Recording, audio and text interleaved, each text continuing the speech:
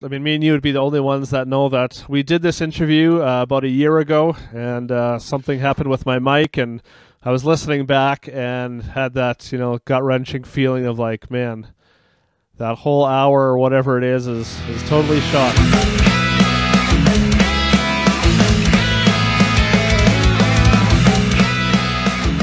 So here we are a year later, doing again, catching up with Steve from Belvedere. And maybe it's even better to be doing it now because there's more to talk about in some regards with music, which we'll get to. But yeah, we're kind of gonna do it 20 questions style. So we're just gonna kind of bang through a bunch of different things here and kind of see where it takes us. So yeah, let's start with what was the moment or experience that made you want to play guitar, kind of more than just a hobby? Was it a live band you saw or a certain record, or kind of what point was it like, okay, I want to pursue this more than just jamming? Well, first off, I want to say it's great that I learned how to put my actual name there. My wife's name was on this thing before, Oh so yeah. I've learned so much since we tried to do this the first time. I remember, so I started playing piano when I was pretty young, maybe 7 or 8, nah, maybe 8 or 9. And I remember I was in junior high, and I was in band at the time. I was playing trumpet or baritone. I know I switched sometime there, but there was some guys that I was in class with, Kevin and Fergus, that were playing music, and one was a drummer and one was a guitar player, and it was so cool to see, I was 13, to see kids play rock music. You know what I mean? Like, I mean, I was listening to it already, of course, but just to see them play. And so I think I just, after playing piano for 5 or 6 years, I wanted to get something louder. And I remember they were just playing, like, it wasn't punk, or, it was just like, it was, Cream, like, just like White Room, like old, like Yeah. classic rock Clapton, and, and that was it. I watched them play it and I thought that was awesome. And then I went and, talked to my parents about getting a guitar and amp. And that was really, it wasn't like bands on the radio or bands in my collection. It was like seeing kids my age play music. And that's kind of how I got going. Hmm. And then so you started playing guitar, and then at what point in playing guitar specifically, did you kind of really get attached to that instrument?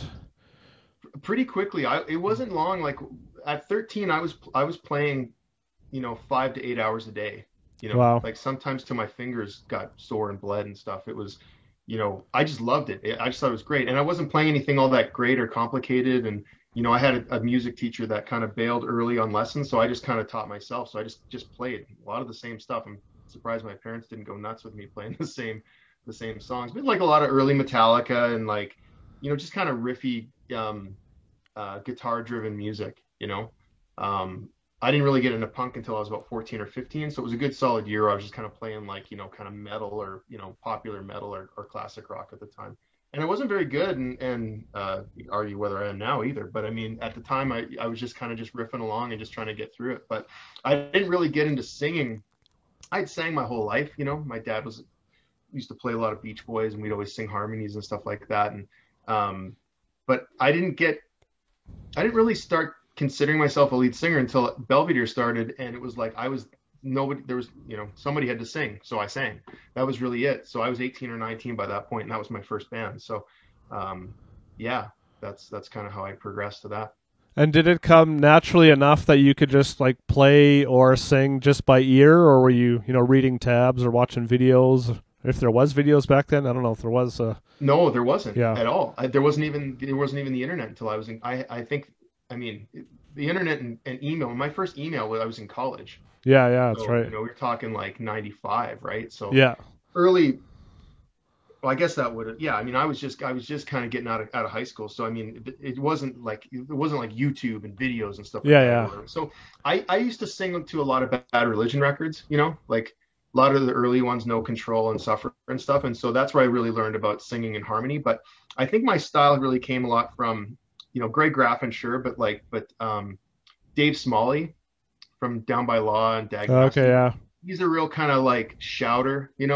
And it's funny, when we first started screaming, we first started jamming, we didn't have a PA. So I would just yell over the music, Oh you know. man. So we didn't have big amps. We just had little combo amps, and like, Okay.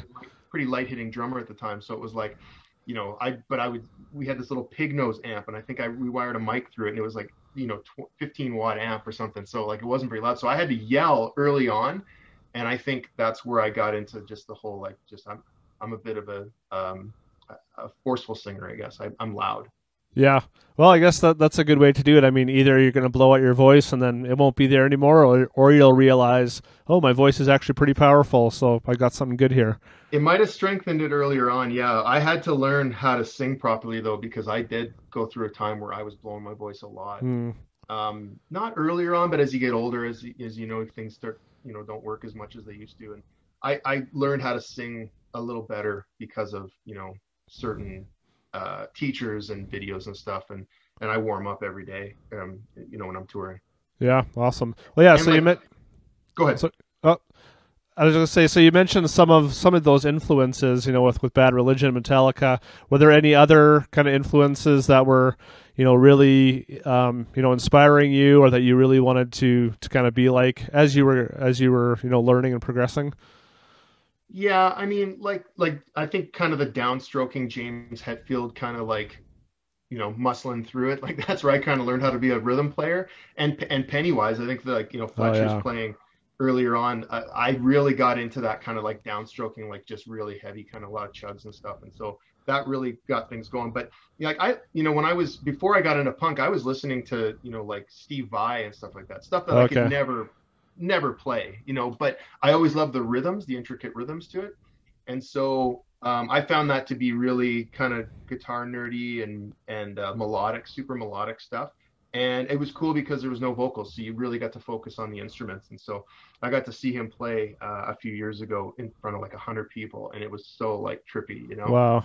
you kind of forget because like it's been a long time since I've been an avid Steve Vai listener, but you really just shoot back to when you're like 13 years old and you're just like, man, like this guy, and he's just up there just, you know, so flawless.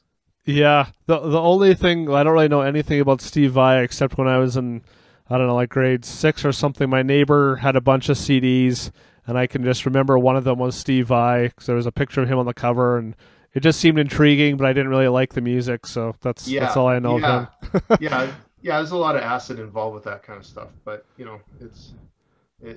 was awesome and just really made you think a lot, because the guitars had to handle all the voicings because there was no singing voice. So, yeah, before I kind of got into punk, that was kind of I definitely had that phase and Joe Satriani and stuff like that. So yeah, Yeah, a awesome. lot of Van Halen and stuff too. So Yeah, well, I mean, it's cool to have those, even just to get your ear, maybe hearing something different, even if it's not something you love or that you even want to play, but just to know, like, oh, okay, I can play this instrument that can do this. Even maybe I don't want to do that, mhm. myself, but it just kind of opens that up to, to that creativity, whether you go down that road or not. So I do think that Yeah, is cool to have those influences. and I think like I very quickly realized I wasn't going to be that kind of a guitar player, and once you started listening to punk and stuff, it was the Bad Religion, you, Pennywise. It was like, well, I can do that.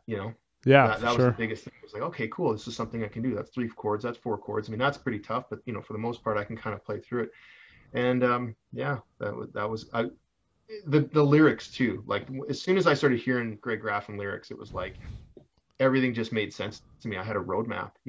It was Yeah. like this just really great, um, really good way of sort of articulating everything without really choosing a side. He's always been really good about that, Mm. talking about the world and describing, the issues of the world and letting everybody kind of take what they want from it. But just like, how many times have you sat listening to a Bad Religion record with a dictionary going like, Yeah.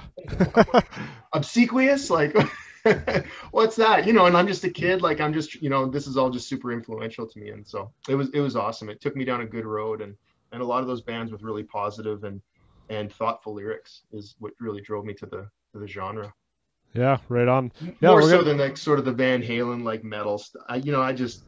I was never like the Panama. Like I just it's fine for what it is, but I just couldn't. It didn't grab me lyrically.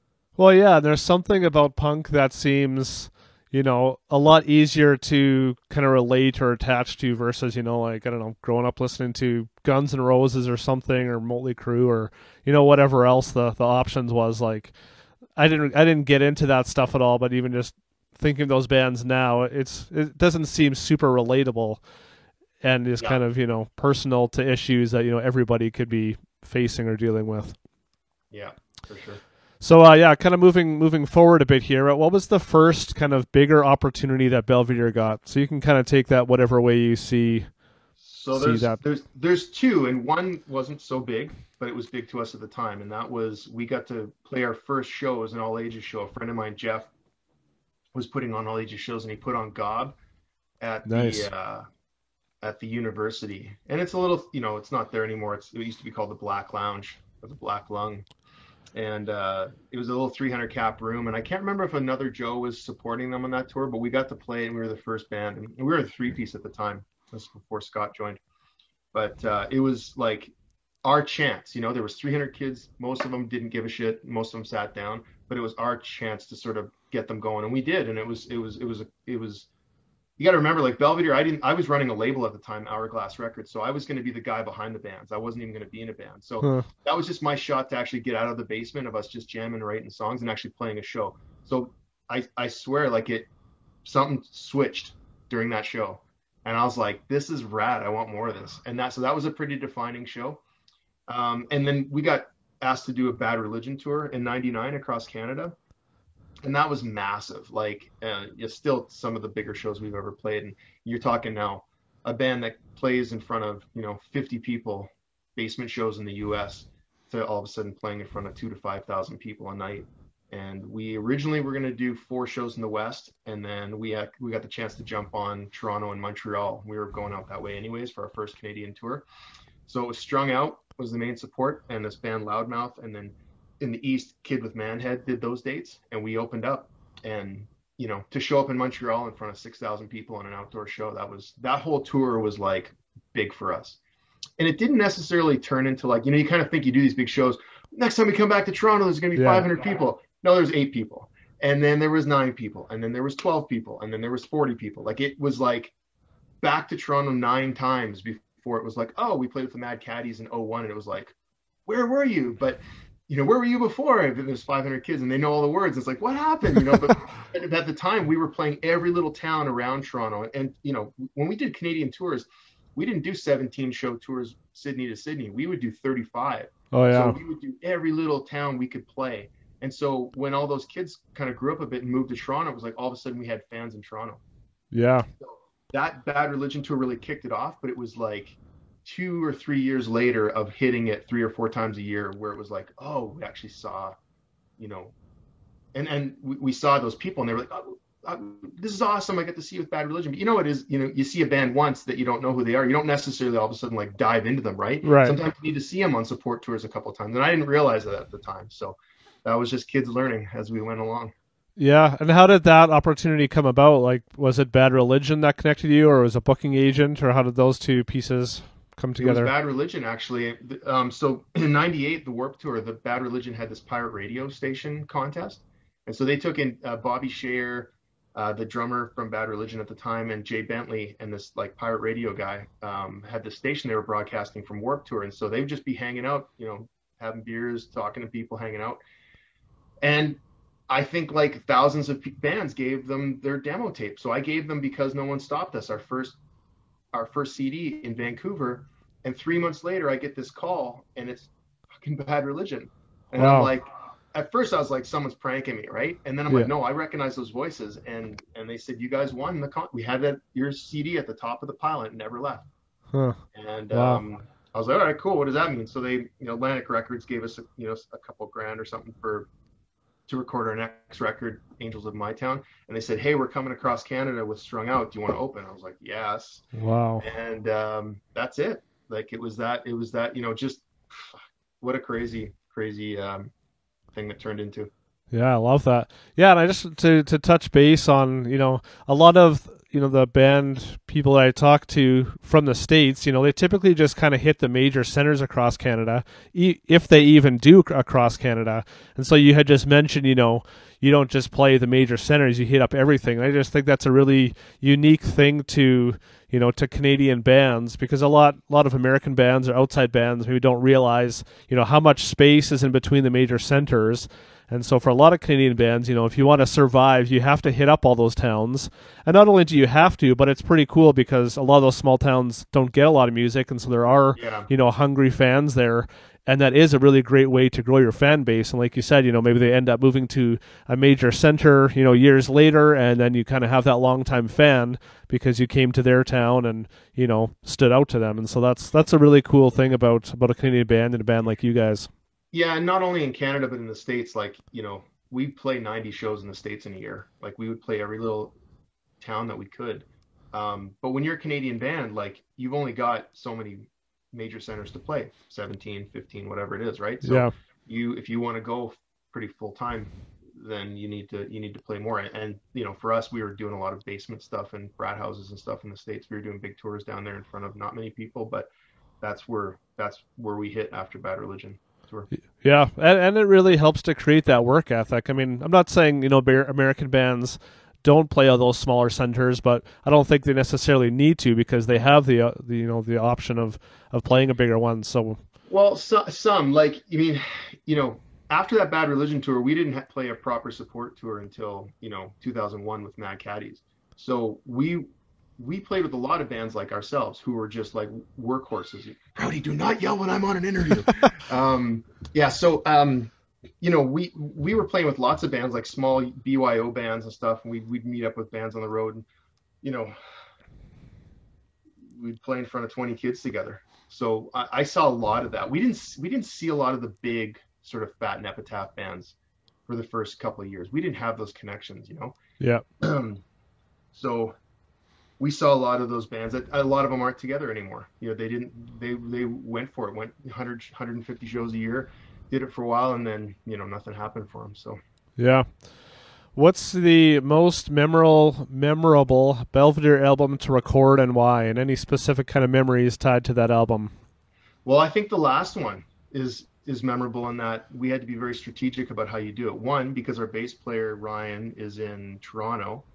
And just before we were going to fly him out, like, our drummer, Casey, owns Echo Base Studios. So that's what he does. He's a recording engineer. So he's got the studio. So we're able to, like, set aside a bunch of time and go in whenever we can to do our parts. And because of, he's got a console room and then he's got the live room. So we've got separation there.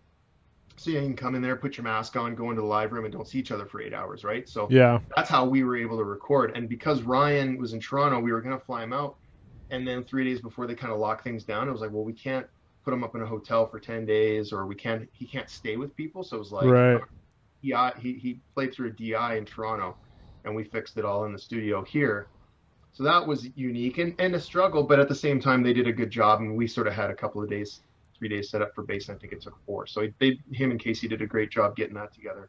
And then, Dan went and did his parts. I went and did my parts. And then Casey and I mixed it. And it was like, masks 10 feet apart, like, 8 hours a day kind of thing, the two of us. So, and the whole thing took about 40 days. So, yeah, it was unique, but it was good because there was no pressure. There was, like, I don't think we even raised our voice to each other, like, in 40 days, So it's like that, and that's good. So I think that's probably why it's memorable for COVID, but also just in how relaxed the atmosphere was. Yeah, that's awesome. What is your favorite headline tour? Who are the openers, and why does that stand out? I think the last Belvedere tour before we broke up in 04, 05, we had the Full Blast with us. It was just Ontario and Quebec. We had Awesome. the Full Blast with us, and we had 30 Nights of Violence, which was Graham's other band. So he was doing double duty. He played Okay. our set, take a breather, and then and we were playing the long set, an hour and 15, hour and a half or something. So he was younger, so he could take it. Yeah. But that was a really good one. The comeback tour that we did when we came back in 2012, we did Toronto, Montreal, and Ottawa. It was just 3 shows, but a Willem Scream opened up. Oh, love them. It was awesome, man. Like, we did the Opera House in Toronto, and it was sold out. And, like, that's like 900 plus people. And for us, like I say, a band that had played in front of 8 people, 10 people, along the way, that was special to come back. And we played for an hour and 45 that night. We played so Wow. much music. Because at the time, we thought we were just going to come back, do a dozen, reunion shows, and then that was it. I didn't know we were going to keep rolling. So, yeah, those were pretty big. And to have William Scream open up that last run was pretty special. It's Yeah. like tough band to go after. They're pretty good. Yeah, definitely one of my favorite live bands. I wish they would come around here more often, but yeah, Yeah. any time they do, it's love watching them. So kind of on the opposite spectrum, maybe you already answered this with the Bad Religion, but what's your favorite slot on a tour as support, and who was that with, and why was that your favorite? So we went to Europe in '04 with the Mad Caddies, and we'd become pretty good friends with those guys. We did Canada together with them and Flashlight Brown, and then we ended up going to Europe about 3 years later, and it was fun because we did a lot of dates. We did like 35 dates, and they were really big in Europe, and they still do really well there. And so I remember we played in Cologne. There was like 2,000 people there, Wow. and the Astoria in London, like 2,000 people, like sold out, like just. And I remember the Astoria being like really really hit me, because I knew the history of the place. I had some family from England that were just from outside of London that came out, and great show to have them sit on the stage and watch you play, right? Yeah. As like beer cans are getting thrown at me and stuff, too. So we didn't always fit in with like the ska punk crowd, but Yeah. Europe's really, like, as a whole, UK and Europe are pretty open to those types of bands mixing together, and it's just as people, they're just super super fun, and we had a blast. That's probably some of my favorite times on tour. Yeah, that does seem like an interesting band. I mean, there are lots of tours, especially then that were mixed genre, whatever we're gonna call it. But how did that come about? Was that just kind of a package being put together? Or? No, well, we had toured with them across Canada in '01. Oh yeah. It was a booking agent that had set something up in the States that we had, and he's from the States and had hooked us up, said you got this chance to do a tour with Mad Caddies. And I knew the Mad Caddies. They weren't like, I wasn't listening to them religiously, but then as it tends to go when you go on tour with bands, you end up listening to them all the time afterwards, and that's kind of what happened. So we became very good friends with the Caddies after the Canadian tour, and really bonded. And I think it was just a matter of time. We ended up doing some stuff in the States with them, and then when This Is a Standoff started, we even did some stuff in Europe with them afterwards. And I just saw them there last year, in Calgary and Edmonton. So just like old times. Yeah, are they a European band? Or are they from the Caddies States? are from California. Oh, okay. Yeah, I thought they were American, but yeah, awesome. So yeah, another big part of being on the road is spending time in a van, and so I always love. Just kind of asking, if there's any specific memories or special memories about driving, and also go-to records while driving, because those two things kind of go hand in hand. I don't know about special times on the road. Like, nobody really says like our most special times on tour were in the van. Like, no, that's usually when you're counting, the amount of like trees that go by or whatever, trying to keep, how many Red Bulls did I have to stay awake? Most of my memorable things are like not good stuff. Yeah. Like you happen to be, 50 feet before a semi smashes into a car and someone, gets in bad shape. That's the stuff that it's the scariest stuff. And it's the stuff that we all kind of like, as touring bands, really worry about, Yeah, for sure. Out there so much. And like, it's just the law of averages, right? Yeah. So I've seen a couple of crashes, and thankfully, we've only been hit. We got hit by a semi truck. Like we were driving we were with Bigwig and Death by Stereo, I think, and we were coming from Edmonton to Calgary, and it was like in May, and one of those kind of freak snowstorms that we tend to have here. And so basically there's so much snow, and everyone kind of moved to the middle of the road. And I don't know what this guy was doing, but this semi truck hit me from behind. He hit the trailer, and the trailer punched into the van. Oh, and man. he was going about 90, I was going 80. I don't know what he was looking at, obviously not our van, but he just rammed into us, and that was scary. Yeah, I won't forget that. I mean, no one was hurt, gear was okay, but the trailer was munched, and we had to get someone to come up from Calgary to grab it. And then we actually had to did we rent a van? Yeah, we rented a van after that too, because we were going across Canada with those guys. So yeah, that's probably one of the more memorable ones. Yeah, and another reason why I like to bring that up is because a lot of music fans probably don't think of that. They're excited to see a band live. They show up at the show. They don't think like, wonder where what the last 8 hours of this band's life was like. Like, where did they come from? Had they slept the night before? you know, Yeah. were they almost in an accident and all that kind of stuff. So it is a different perspective, just showing, you know, what musicians go through to bring music to fans in each city. Yeah, and I mean, like I'm someone who really legitimately loves being on tour. So, but I drive a lot too, and sometimes past exhaustion. So you got to watch that stuff. It's and we've all heard of all the bands that have been in accidents and some Yeah. have died and stuff, and it's like it's just to play music. Yeah, and any kind of special go-to records or bands, you know, whether it's late night drives or early morning. I can only it's hard to everything kind of blurs into one Yeah, big that's moment fair. sometimes, but there I had a lot of silence. We had a stereo in our first band. I think it got ripped out and just no one bothered to like put in. We just didn't see it as an expense to put another stereo in. So we had a lot of silence maybe we would have liked each other more back then if we actually had music to play. Yeah, you guys didn't have like Discmans or something, or what? I think everybody Yeah, did, yeah, and they kind of listened to the thing and I just drove and just listened to the road yeah. go by. And I guess you also have to haul along like CD books and all that kind of stuff too. I remember that. Yeah. Yeah, those were the times for sure. Yeah, well, that's and I mean sometimes having that time of silence is good. Like I love even now, like if I go on a road trip with my family, I need music or podcasts or something because that helps me focus. If I just have silence or hearing the kids fight, then it's Yeah. distracting. But yeah, there's definitely good time to have that quiet. Were there any bands that Belvedere never has had the opportunity to tour with yet, and who would that be? I don't know. I was thinking about this question actually a while ago, and I don't know. I feel like we've kind of like we've toured with every band that I ever kind of grew up with, like in this kind of punk genre. Yeah, There's some bands that like some of the bigger rock bands and stuff that you probably will never play with.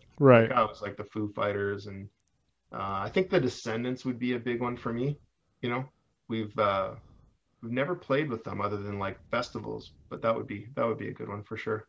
Yeah, well, that's amazing. If especially again, and I'm not saying it as a slight, a Canadian band, but there does sometimes seem like there is less opportunities, just depending kind of how things go. So that's awesome if you've been able to tour or play with all of your favorite bands in some way, shape, or Yeah, form. we've been lucky, and like especially since we came back in 2012, the band really has had great opportunities, whether it be through good promoters in South America or festivals, or it seemed like the 7 years that we were apart, really the band kind of grew, which is Mm, unusual. yeah, So we've toured with Pennywise, we've toured with NoFX, it's been a while since Bad Religion, but we've kind of hit like those my list. If the 15-year-old kid in me had a list, I've probably hit most of them, and we're very fortunate, especially being from Calgary. We're not in the industry, right. we always had to leave and tour because we've just got our local scene here like everybody else. So um, it's been a lot of hard work, but it's been, a lot of luck and good people looking out for us. Yeah, yeah. I guess that's more so what I meant. Not, not slighting Canadian bands, but just yeah, we don't have the same, kind of music hubs. Maybe Toronto, Vancouver, kind of a Yep. few major centers, but it's not like where you hear of California or somewhere where these labels are and they have 10 bands from there that are all doing well, and Yeah. it's a little bit more segregated up here. Yeah. And I think, we never ended up on the kind of the big US labels, right? Like we had, labels like Jumpstart Records and 206 Records and um, smaller labels that just really liked the band and did everything they could for them.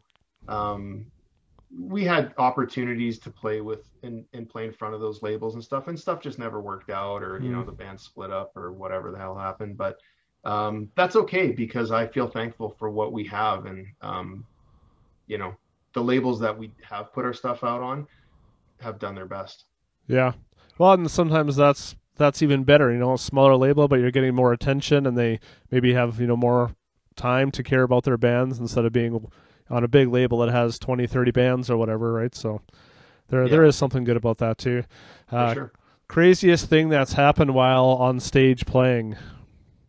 So this didn't happen with Belvedere, but this happened with um, This Is a Standoff. We were on tour with Strung Out and Death by Stereo, and we did all of Canada, and we did a good chunk of the States. and I don't know, it's not that crazy, but like it was just funny, and you can actually look this up on YouTube. So I was on stage, and Fletcher was there from Pennywise, and he's super funny and scary, depending on you know what time in the last 20 years you've hung out with him. But Yeah. he was great. We were hanging out, we were chatting, and I'm just like a super fan. So we're yapping, and so we're on stage and we're watching Strung Out play. And there's like young, I don't know if he's a younger kid or something. He ends up getting on stage, and Fletcher grabs him and like windmills him around on stage during Strung Out set and tosses him in the audience. And he's fine. I don't know how old he is, 12, 14, 15. And then he gets out, and you know how big Fletcher is, right? He gets out Yeah. and he stage dives, and you can just see everybody in the audience go like, "Ah!" Like, and so you can look it up on YouTube. It was at the Anaheim House of Blues. It's like Okay. Fletcher with on stage with Strung Out, and it was, I mean, hilarious and like holy shit. So I mean, it wasn't like anything crazy, but it was just like it's funny that it's documented. I remember seeing this on YouTube, and I was like talking to a buddy. I was like, dude, there's me watching this shit, and you probably could see my mouth open up as he went, as everybody else did when he went and stage dived into the crowd. Yeah, oh, that's awesome.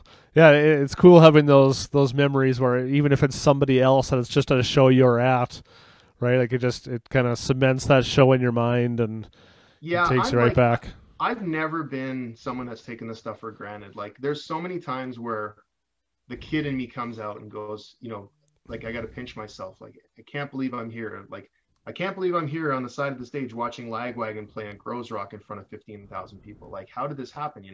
And that I don't know if that's just something I'm lucky to have, but even now there's so many times where I kind of go like, holy crap! Like how does a band from Calgary get to do this cool Mm. shit? So yeah.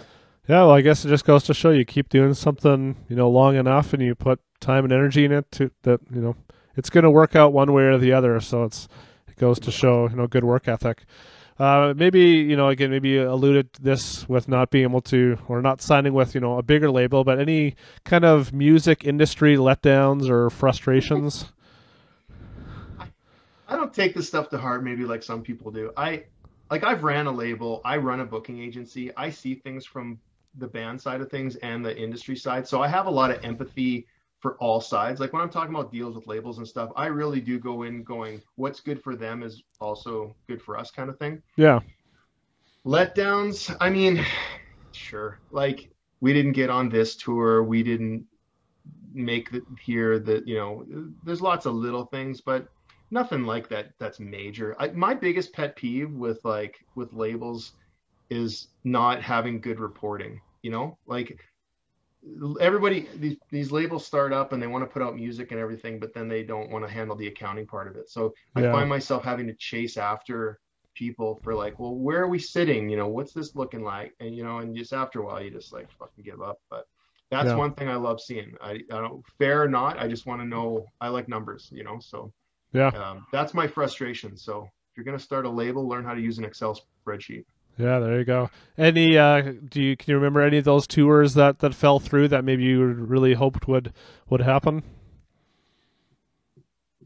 Nothing that didn't get made up later. Yeah. Awesome. Yep. Yeah, well Yep. that's nice. Again, when you keep going, maybe that opportunity will present itself again. So it's Yeah, that's right. good to not give up. Yep. Best friendship you've made with another band member, non-Belvedere. What band was it, and why has it lasted so long, if it has? I mean, Downway and Belvedere have had as much history as anybody. So Oh yeah. Dave has been a friend of mine since '95 when I put out the record on Hourglass Records. Tyler from Pulley is probably someone who I keep in touch with quite often, and we just bonded just from touring.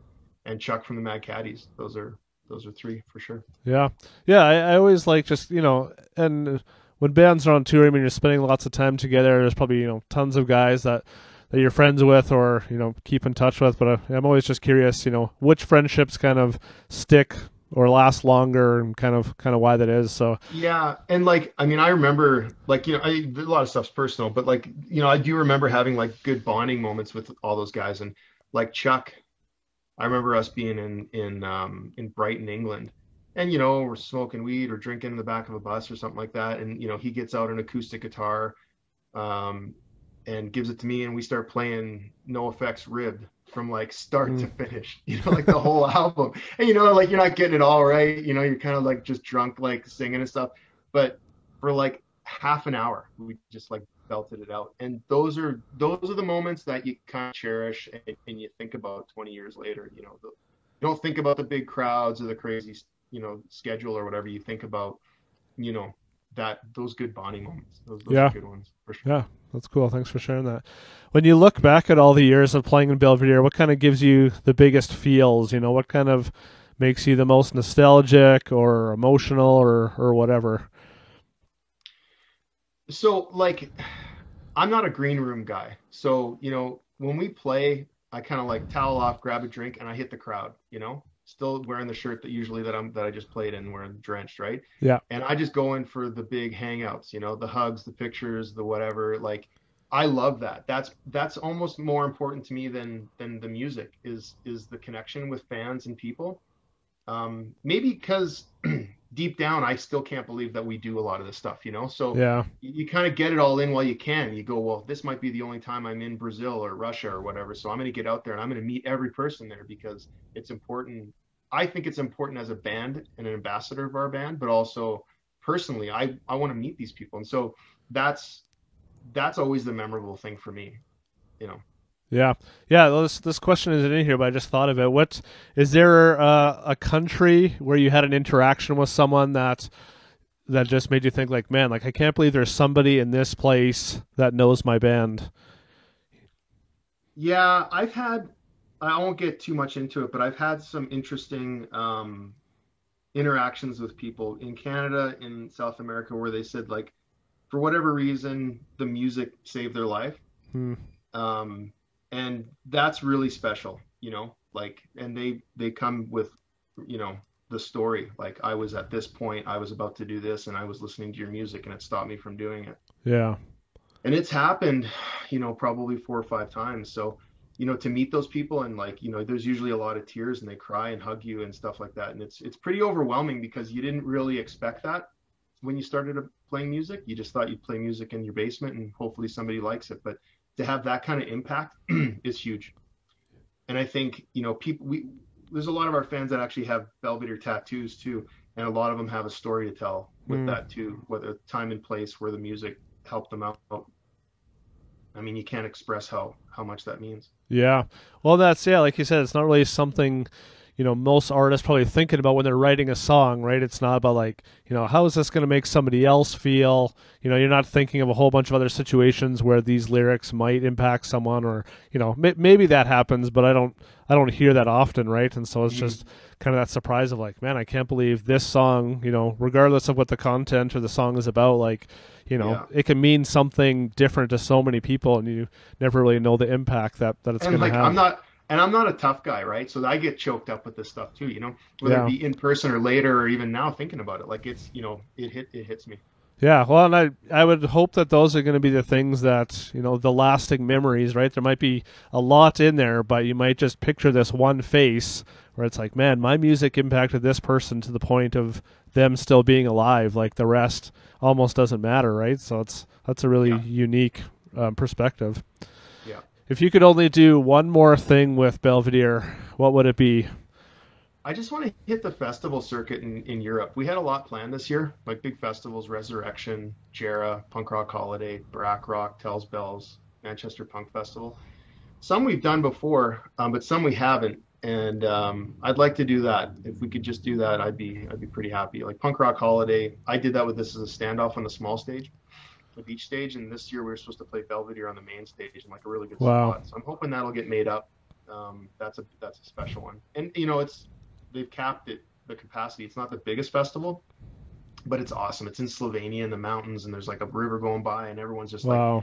in the river. It's amazing. Like in that, and then everybody goes and has the big party at the big stage, and it's just like 5 days of chaos. Yeah. Is that why you like the festival so much and look forward to it, or what are some of the things that go into that? Like, a club is a club is a club, right? Like whether you're in Japan or South America or the States, it's like they all kind of look like the same, right? After a Yeah, while. that's true. But a festival gives you a chance to see whether it was a Warp Tour back in the 2000s or what the European festivals are now, or Montebello Rock Fest, a couple times we played it, you get to see real locations and different locations and weather. And sometimes you got to deal with shitty weather, and sometimes you got to deal with, oppressive heat and all that stuff. But there's just something about like going to a punk rock show and watching bands at 2 o'clock in the afternoon and diving into a river afterwards. That's just Yeah. like, I don't know, man. It's something else. Yeah, well, that's awesome. What are or what are your top three, or just top three influential punk albums? What are they, and why those? So I think we talked about these the last time. I couldn't remember which ones they are, so I might hear have those. changed it, but I had Yeah, that's three in okay. mind. I had three in mind. So Bad Religion, Suffer. It wasn't the first Bad Religion album I heard. No Control was the first one I heard. I started listening to Bad Religion in about 92. And so I went back and listened to Suffer, and I was like, this is crazy. It came out in 88. And it just seems so far ahead of its time. And still, like, I just can't believe that came out, in 1988. Reagan, the Winter Olympics. Like, it was, I remember being like a 12-year-old kid, or, was it the Reagan years? I don't know. Anyways, but like, I was like a 12-year-old kid, and it was just, I couldn't imagine a band coming out with that record then. It was just Hmm. the lyrics were so crazy, and it was such a big step forward from their last record. Well, a really big step from technically their last record, Into the Unknown. But I had How Could Hell Be Any Worse, and that was just like a cool like indie punk record. And then Suffer was just so crazy to hear that. It was very special. SNFU, the one voted most likely to succeed, was a big one for me. It was just so different and really strayed away from sort of what I considered sort of typical 4/4 pop punk, or Yeah. punk, skate punk, whatever you called it. Just so different. And I liked SNFU before, but when they came out with that one, it just really hit me. Like, sonically, the record just sounded amazing. The lyrics, the music, those guys were just such killer players and so unique. It just really, there was so much cool like dissonance. It was like in a lot of the chord structures and the voicings and everything, you just like it felt. You kind of felt bad a little bit, but Hmm. it felt good. Like Yeah. SNFU was always so great about that, right? Like, so that was a big one. And the NoFX Ribbed, that came out in 92. And I think I had heard S&M Airlines up until that point, and then heard Ribbed, and I was like, oh my God, this is exactly what I want, like riffy kind of metal-y stuff, and sometimes funny lyrics, sometimes serious lyrics.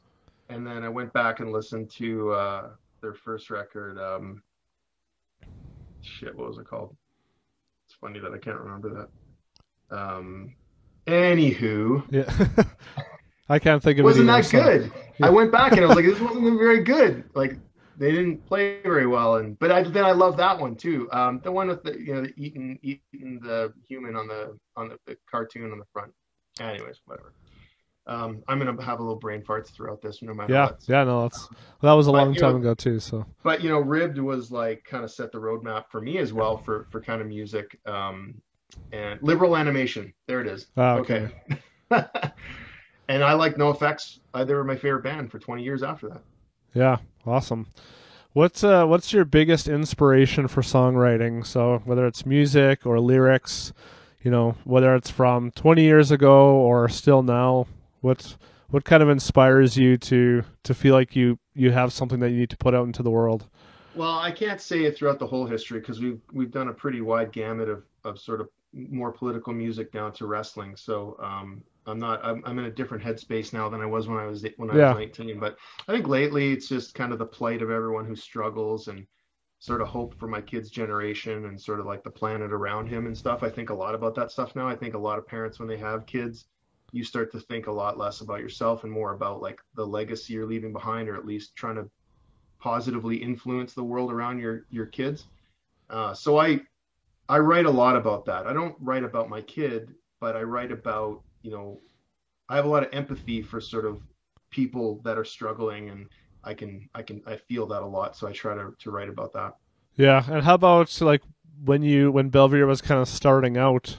Did you find lyrics came easy to you, or was it the music always came first, and you just kind of felt like, well, we have to have something to sing about, and so you kind of Yeah, think, it's or always been music. It's always been music first, and then lyrics second. But my lyrics don't come at 5 o'clock in the afternoon. They never did. So They've always come between midnight and 4 in the morning, and that's really a tough schedule now for me to Yeah, no maintain. kidding. So I have to just keep myself up, and then I start thinking a little differently, and that's where the lyrics start pouring out there. Well, it's interesting.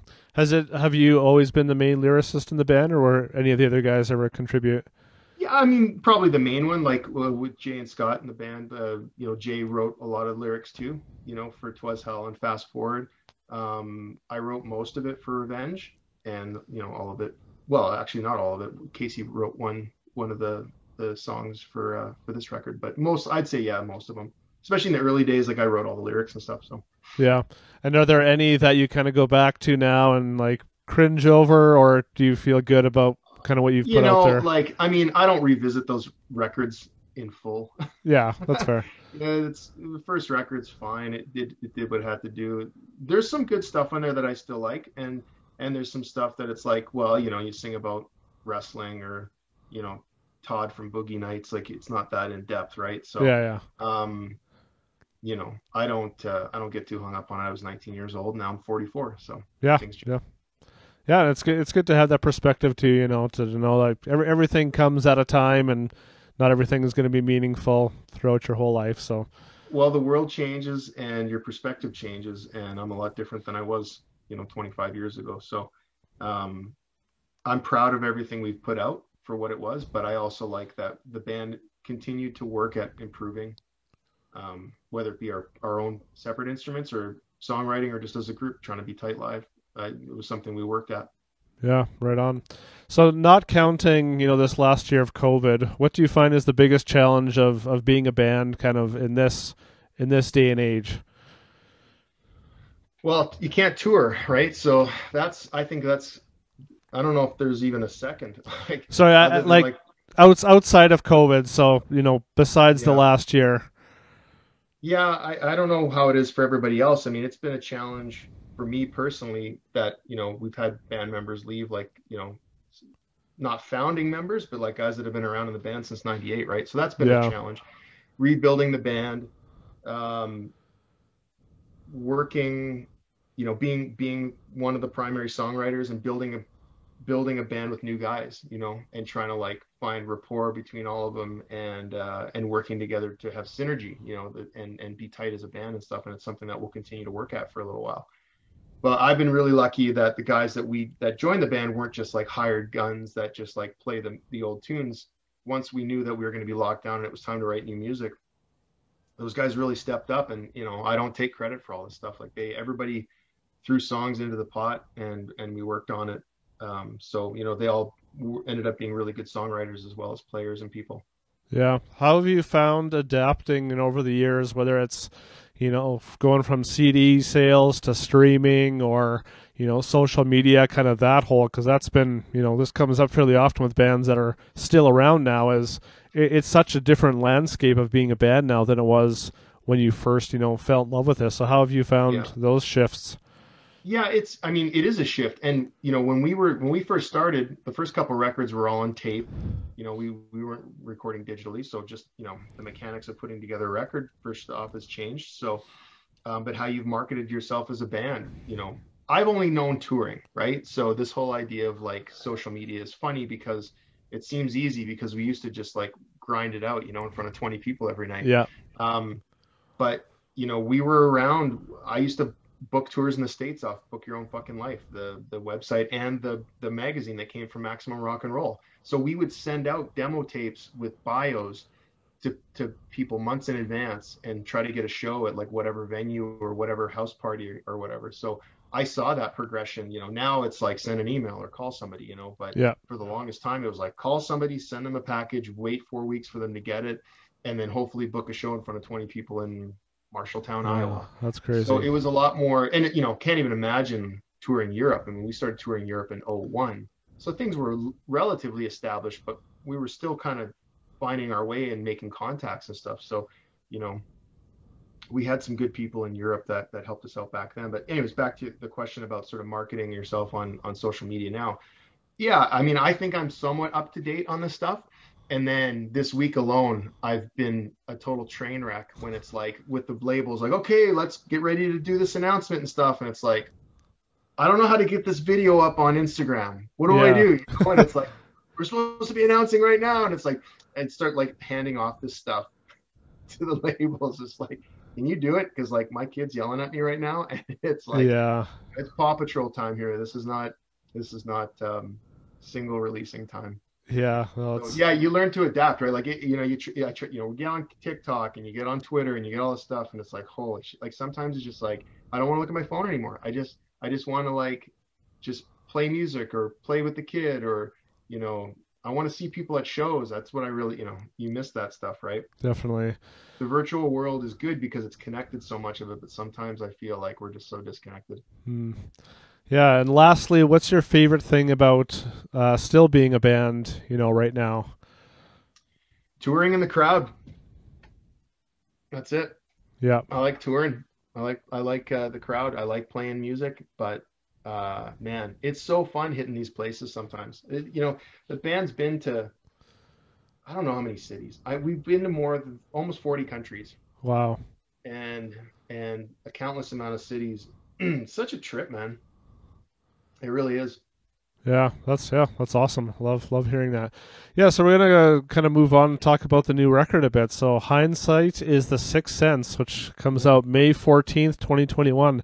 So like we mentioned or kind of earlier, like the last time we talked a year ago, like you had already kind of had some kind of music in the works or something. And so what kind of happened this last year between then and now? Like, did things get prolonged or delayed, or were you just kind of starting to write then? And This was it's funny because like this last year was supposed to be, get the new guys, get them up to playing level, and then we were gonna go hit all the festivals that I hadn't been able to do over the last couple of years. We had everybody was on board, everybody wanted to tour, and so that's what we were gonna do. And I think I told you earlier that we were gonna do about 90 shows, and we were yeah, probably on 15 pretty good sized festivals. So that's all we were gonna do. I didn't think writing was gonna come around. I didn't know if it was ever gonna come around, to be honest with you. But then I think in April, once the writing was on the wall about touring wasn't going to happen for a while, and Casey brought forward Good Grief Retreat, the music for it. And we're lucky in that our drummer has a studio, so he can come together with a full recorded, like demoed full song, right? yeah, And then we started tweaking with it, and then I started writing lyrics to it, and that really kind of got the ball going. Then some of the other guys came up with stuff. I came up with some riffs, and then by December we were ready to start recording, and then we did. So it was I didn't know we were going to write a record until the writing just started, and we were like, well, let's go. We got this many ideas.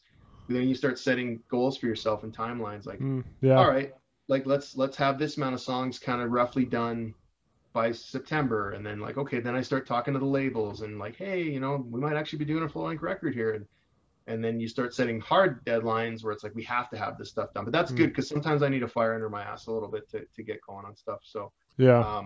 we had a good chunk of it written and demoed, and then it really came together from September to December. And how many guys are different now in the band than when Revenge came out? Well, Dan and Ryan. Oh, okay, so you've got two So new Casey guys. Casey's been in the band now for 6 years. Okay, And so me and him just said, yep, do we want to do this anymore? And we said, yep. And so we got to work, and Ryan and Dan came around. yeah. And how has that transition been? Having two new guys in, has that been a pretty good fit? Where did they come from? Yeah, they're younger guys. Like Ryan, we've known for a long time. He's from Calgary, though he lives in Toronto now. He used to play in a band with Casey called the Martyr Index.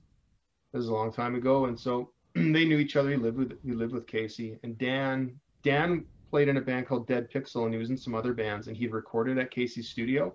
Okay, And so we had to, first off, we had to find a guitar player that could play this stuff. yeah, We needed a solo guy, right? We needed a guy that could not only play it but could write it. So Dan came up pretty early, and we didn't really start searching around too much afterwards. It took a little while before we kind of said you're the guy, but we kind of knew pretty early on, like unless it was his job to lose. yeah.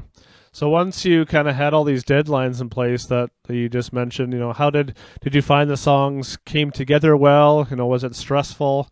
Kind of what do those few months look like when you have to have an end product and you're trying to discern, is this good enough for the album, or how does that all look for you as a writer? Yeah, I mean, we had probably about 6 songs there for a while, and the last six took, well, I guess seven took a little while. We kind of set a target to try and write 14 songs, and we ended up cutting one, but most of them stayed. And we knew because we had demoed them fully, that where they were kind of going to sit. And then yeah, once we really got to go on and record and everything, then we that's where it was kind of final decision making. But it did take a little while to get them to where we wanted them to be.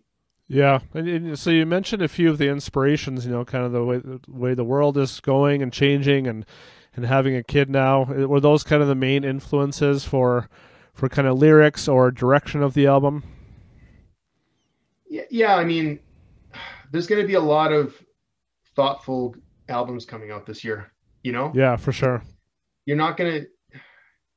I saved the love songs for my acoustic record. Mm, You know, yeah, I think like Belvedere, where I am right now lyrically, Belvedere needs to be talking about things, and some of them are uncomfortable things. But when you're sitting around locked down for a year and you see things like people suffering because they're not getting the help they need, they're losing their jobs, they're losing their livelihoods, yet corporations are making record profits. Countries are still going to war and blowing billions on the war machine versus helping their people. That stuff yeah, really pisses you off. And you know we're lucky we live in Canada, and sometimes we don't see a lot of this stuff. I'm very privileged as where I am and where I'm from. And but it just, yeah, it drives me crazy just seeing how shitty people are treated. And you mm, want to see that equality, and you want to see governments helping people before you know enriching people that don't need to be enriched anymore. yeah. Yeah. There's a lot of bands that I'm looking forward to hearing from this year for sure. That 'cause there are going to be a lot of good things to say, and so Yeah, it yeah, I is. think so too, for I sure. guess another kind of positive thing that comes out of struggle and trial is you know, there's a lot of good things that come out of struggle and trial, and so it'll be cool to see how that comes out, in music specifically, in the punk, hardcore, metal kind of world. Yeah, I'm really curious to hear about the artwork. So as soon as I saw the artwork, I was like, that looks like Heather McLean. So I went to her Instagram, and Yeah. yeah, I would love to hear the kind of thought process behind the artwork, and if it has any special meaning or. Well, Heather and Casey know each other. I think they used to live together. Like they're a bunch of friends living together. She was married to his roommate or something. I can't remember the story, but the she's a Calgary artist, and she's a wonderful artist. Yeah. She's known worldwide for her art, tattooing, and all that. And she had done a few Evidence records, which was Casey's old band. And so we knew her, and I know a lot of people want to have her do their art. And so I knew that, like, with this record, I didn't want to do this sort of like cartoon illustration, sort of front cover that you see a lot of punk bands do, right? Right. I wanted something that was maybe a little different, So, and I knew she was the right person for it. So we reached out to her, and she was excited to do it. And she's actually quite good friends with Ryan as well. So she's tattooed him a lot. Okay. So yeah, me and her just started chatting and coming up with ideas. And we had a title, Hindsight is a Sixth Sense, and just said, okay, you go with it. Just think of some things. And she came back with a sketch, and I was like, oh, that's awesome. Yeah. And what kind of ideas had you given her? Did you just kind of share some lyrics or kind of? We did, yeah. I can't remember which songs I sent her. I sent her 3 or 4 lyrics, so she had a few of those to kind of read through. But just to kind of take that and put it with the title of the record, and just kind of come up with whatever you think. And so I don't know if there was even a second idea. She came back with that. We're like, awesome. Yeah. Well, We weren't too worried. Like it's yeah. like whatever, even if it doesn't make sense, whatever you put out is going to look amazing. So Yeah. that's kind of was our mindset. And, so all the textured background and everything was done actually by Sebas, who from Stereo Design. He's out in New Brunswick, and he does a lot of bands, T-shirts, and inlays and stuff. And so we had the front cover, and then we sent it to him, and then he kind of textured it up and did the whole inlay, and also did a great job. So Seb and I go way back, and he's done lots of Belvedere T-shirts and stuff. So Yeah. Well, that's really exciting. Like I'm such an artwork guy, and I still love that a lot of bands, in this scene, this genre, are still putting time and effort into artwork? Because, I think in the kind of mainstream market, artwork's not as big of a thing, with streaming or singles, and so that's like the thing that always, catches everybody's eye first, right? It kind of, you see it, it's like, okay, like either I'm more intrigued or I just want to listen to the song and I don't care about the artwork or whatever, right? Like it's one of those things.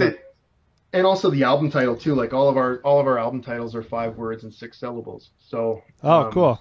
So you have this format that you're trying to. So of course I'm spinning my wheels for a week. Like, how can I, how what's gonna work? And I had all these ideas and they weren't really coming to me a little bit. And I go to Casey, I'm like, what do you think? He's like, oh, hindsight is a sixth sense. Like that. Wow. And I was like, everyone was just like, yeah, like, so then we just like gave that to Heather and then that was it. And so Steve, thanks so much for taking the time to connect again. This has been a blast. Really appreciate it. Thanks for the question. That was a great idea.